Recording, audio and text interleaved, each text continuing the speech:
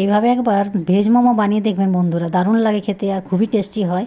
আর কিছু তামঝাম ছাড়াই অনেক সহজে বানিয়ে নেওয়া যায়। বিকেলে কিছু খেতে মন চাইলে এইভাবে একবার মোমো বানিয়ে দেখবেন। তো চলুন দেখে নিন আমি এটা কিভাবে বানিয়েছি। এখানে আমি নিয়ে নিয়েছি 1.5 কাপ মতো ময়দা। এখানে আপনারা সুজি দিয়েও বানাতে পারেন। আর এখন একটু নুন দিয়েছি আর একটু জল দিয়ে একটা সফট ডো রেডি করে নেব।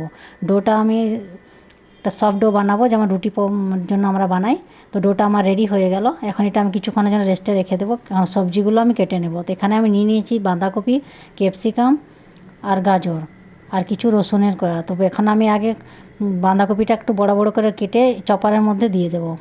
এরকম চপার থাকলে কিন্তু খুবই সহজে এটা চপ করে নেওয়া যায়। তো দেখুন এটা আমি এইভাবে চপ করে নিয়েছি, সুন্দরভাবে গ্রেট হয়ে গেছে। এখন আমি এটা বার করে নেব। এখন আমি গাজর, ক্যাপসিকাম আর কিছু রসুনের কোয়া দিয়ে আমি ওগুলোকেও চপ করে নেব। এরকম চপার না থাকলে আপনারা মিক্সিতেও করে নিতে পারেন। তো দেখুন এটাও আমার হয়ে গেল। এখন এটাও আমি সাইডে রেখে দেবো একসাথে। তো এখন এগুলো আমি সব হয়ে গেল। এখন আমি একটা ফ্রাইং প্যান বসিয়ে দিয়েছি, কড়াই বসিয়ে দিয়েছি। ফ্রাইং প্যানও বানাতে পারেন। আর এখন একটু তেল গরম করে নিয়েছি, সাদা তেল। আর এখন এগুলো আমি সব সবজিগুলো দিয়ে দিয়েছি। এখন এগুলো একটু ভালো করে আমি নাড়াচাড়া করে ভেজে নেব ভালোভাবে। আর এখন এর মধ্যে আমি দিয়ে দেবো সামান্য একটু নুন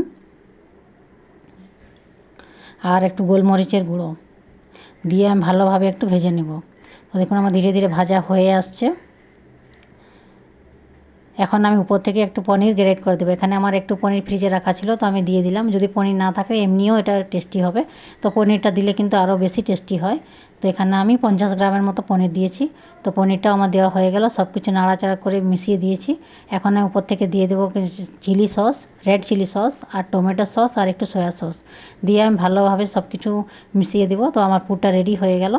তো দেখতেই পাচ্ছেন বন্ধুরা, এই পুরটা কিন্তু এমনিও খেতে অনেক টেস্টি হয়। তো এটা এখন আমার রেডি হয়ে গেল।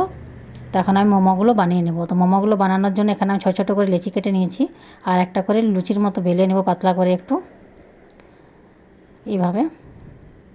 আর এখন আমি এর মধ্যে পুর দিয়ে দিব।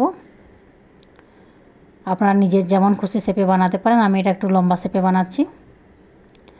তো এইভাবে আমি শেপ দিয়ে সবগুলো বানিয়ে নেব। তো বন্ধুরা, এরকম ভিডিও যদি আপনাদের আমার একটুও ভালো লেগে থাকে তো প্লিজ লাইক করবেন, কমেন্ট করবেন আর সাবস্ক্রাইব করে আমার পাশে থাকবেন। আর যদি ফেসবুক থেকে দেখছেন তো ফলো করবেন। তো দেখুন আমার সবগুলোই হয়ে গেল। এখন আমি এগুলো একটা কড়াইয়ে জল গরম করতে দিয়ে দিয়েছি আগের থেকেই, আর উপর থেকে একটা জালিদার থালা বসিয়ে দিয়েছি। আর এখন সব মোমোগুলো এখন উপর থেকে দিয়ে দেবো। আর একটু আমি উপর থেকে তেল ব্রাশ করে দিয়েছি। তো এখন এগুলোকে আমি ঢাকা দিয়ে দেবো। 10 থেকে 15 মিনিটের মধ্যে এগুলো হয়ে যাবে।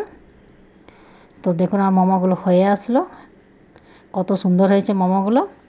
এখন এগুলো আমি সার্ভ করে দিচ্ছি। তো এইভাবে একবার আপনারাও বানিয়ে দেখবেন, ট্রাই করে দেখবেন আর অবশ্যই কমেন্ট করে জানাবেন। তো আজকের ভিডিও আমি এখানেই শেষ করছি। দেখুন আপনার মানে কত সুন্দর হয়েছে। তো আপনারাও এইভাবে একবার ট্রাই করে দেখবেন। আজকের ভিডিও এখানেই শেষ করছি। Bye, tata.